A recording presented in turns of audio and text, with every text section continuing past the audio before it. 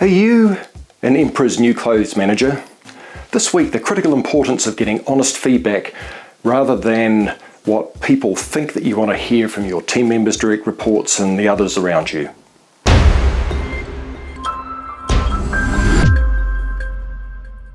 Hi, I'm Campbell Sutch. This is Mindbite Thursday, your weekly dose of the human edge in technology. This week, the critical importance of getting honest feedback from the people around you, especially from your team and from your direct reports and others around you.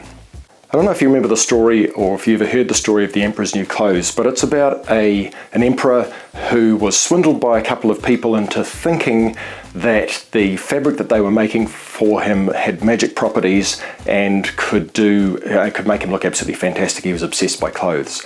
What they were actually doing was knitting him nothing on a loom that had nothing in it and dressing him in no clothes. And all the people around him were led to believe that they were either unfit to hold their posts or incompetent and stupid if they couldn't see the fabric, couldn't see the clothes.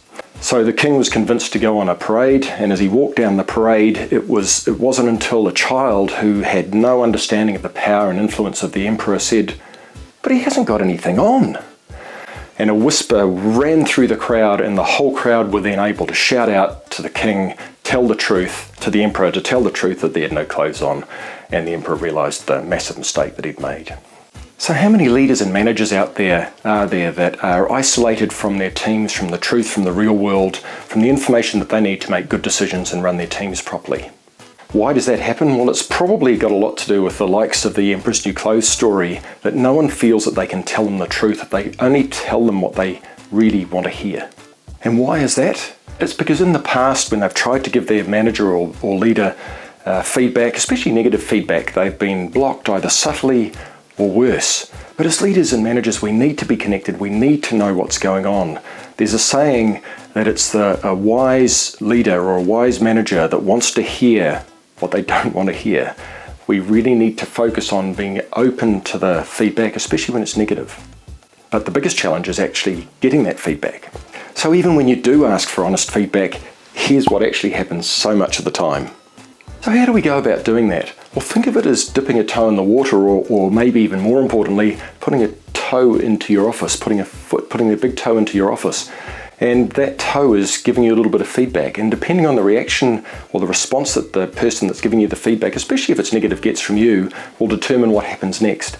And if you react in the right way, which is, especially with negative feedback, not to argue, not to talk about your intent, not to try and explain, it's just to say, thank you for your feedback. That's the critical thing. When someone gives you feedback, especially negative, is thanks very much for your feedback. And then hopefully what that means is that they'll feel comfortable and safe, and they'll be open to giving it another turn. Maybe the whole foot comes in, not just a toe, and you get a little bit more feedback. And if you go through that cycle, eventually you'll build up the trust and safety so that people will be comfortable to give you that honest feedback. The critical thing is you've got to say thank you and not explain, not argue, not justify, not explain your intent. Take it on, listen to it, and most importantly, just as importantly over all of that, is to take action and give them feedback on what you've done as a result of their feedback.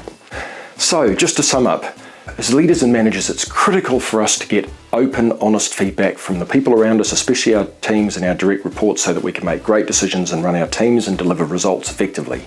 In order to do that, we need to set up an environment of openness and safety so that people can put their foot through the door, put the whole body through the door, and give you that feedback. How do you do that? By not especially when you get feedback, which is that's hard, right, to take, is to not react in any kind of negative way. Don't explain, don't justify, don't explain your intent, don't try to argue, just say thank you for your feedback.